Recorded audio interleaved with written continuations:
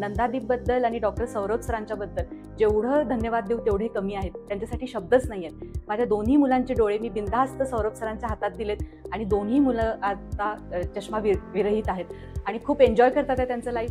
नमस्ते, माझं नाव सिद्धांत चव्हाण. मी निप्पाणी कर्नाटकामधून येतो. मी पास्ट 10 इयर्सपासून चष्मा यूज करत आहे. माझा नंबर खूप मोठा होता, -4.